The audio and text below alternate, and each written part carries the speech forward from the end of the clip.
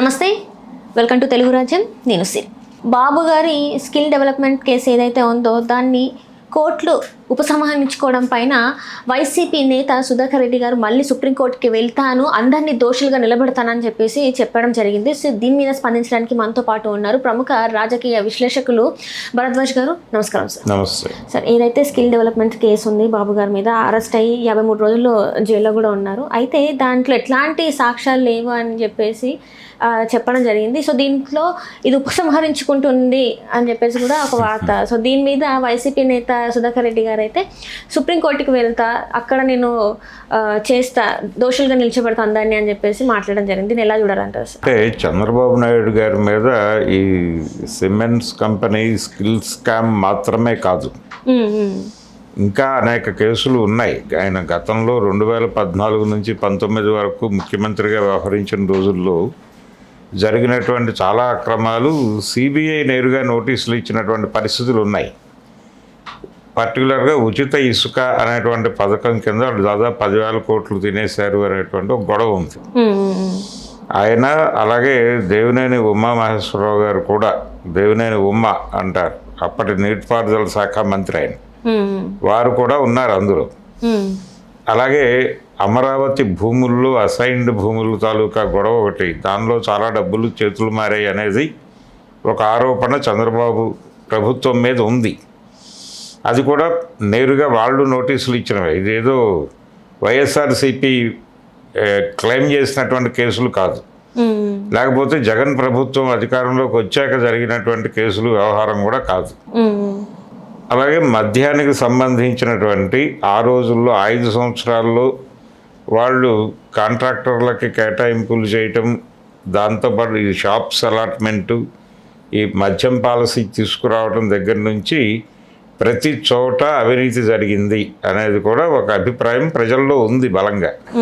ప్రజల్లో ఉండటం మాత్రమే కాదు, అది నిఘా సంస్థలు కాగ్ ఏరియాకు కూడా వెళ్ళి చంద్రబాబు మీద వాళ్ళు రాజ్యాంగ సంస్థల వైపు నుంచి నెగిటివ్ కామెంట్స్ వచ్చినటువంటి పరిస్థితి.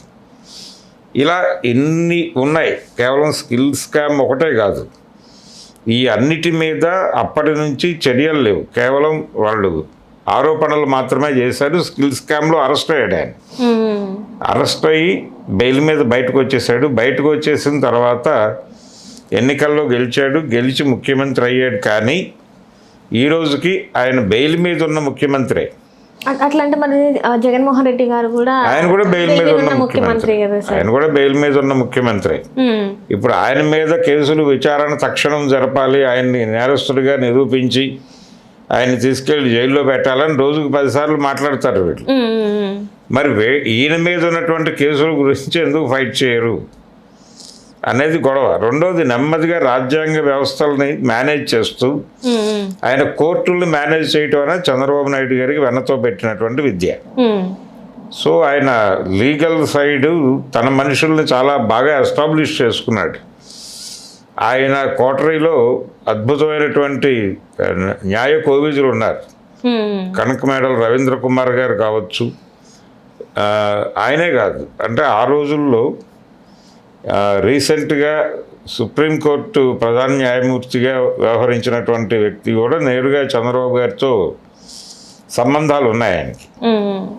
ఇలా ఆయన న్యాయ వ్యవస్థలో ఆయనకు మంచి పట్టు ఉంది కాబట్టి అక్కడికి వెళ్ళి మేనేజ్ చేసుకుందాం అనుకున్నాడు.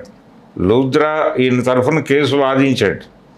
ఆ రోజున ఆయన బెయిల్ పిటిషన్ వాదించింది సిద్ధార్థ లూద్రా. ఆయన వీళ్ళందరూ కూడా చెప్తుంది ఏంటంటే నెమ్మదిగా ఈ కేసును మేనేజ్ చేసుకున్నారు. అంటే మిగిలిన వాటిలో వాళ్ళు ఇంకా అప్రోచ్ అవ్వలేదు, ఇది ఒకటే ఉంది కాబట్టి ఈ స్కిల్ స్కామ్కు సంబంధించి ఒక ప్రాపర్ జడ్జిమెంట్ వచ్చేస్తే ఆయన ఇంకా బెయిల్ మీద ఉన్నటువంటి ముఖ్యమంత్రి అనే దీని నుంచి బయటకు వచ్చేస్తాడు. అందుకోసం కేంద్ర ప్రభుత్వంతో తనకున్నటువంటి సాన్నిహిత్యాన్ని, ప్రస్తుతం ఆయన ఎన్డీఏ కూటమిలో ఉన్నాడు కాబట్టి మేనేజ్ చేసుకుని తేలికగా బయటకు వచ్చేస్తాడు అనేటువంటి అభిప్రాయాలు చాలా మందిలో ఉన్నాయి.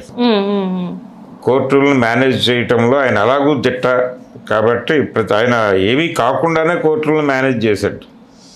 ఇప్పుడు ఇన్ని అవకాశాలు ఉన్నప్పుడు వదిలిపెడతాడా అనేది వీళ్ళ గొడవ. అలా నెమ్మదిగా ఈ కేసులన్నీ నీరు కార్చి వీటన్నిటి నుంచి తనని తాను సచ్చీలుడిగా బయటకు తీసుకొచ్చుకుని ప్రపంచం ముందు నిర్దోషిగా నిలబడి మళ్ళీ నేరాలు యథాతథంగా యథేచ్ఛగా చేసేస్తాడు అనేటువంటిది భయం. అదే ఆయన మాట్లాడింది కూడా. అంటే సుప్రీంకోర్టుకు వెడతాను అవసరమైతే అని చెప్పడంలో హెచ్చరిక అదే.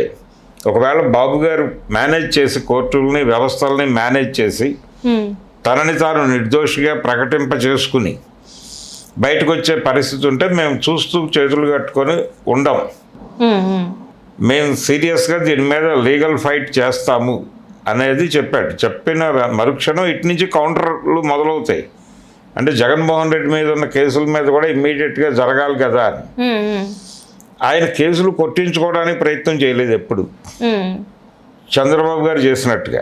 అంటే 16 నెలల పాటు జైల్లో ఉన్నారు కదా సార్. జైల్లో ఉన్నాడు. జైల్లో ఉన్న తర్వాత బయటకు వచ్చి చాలా కాలం అయింది కదా.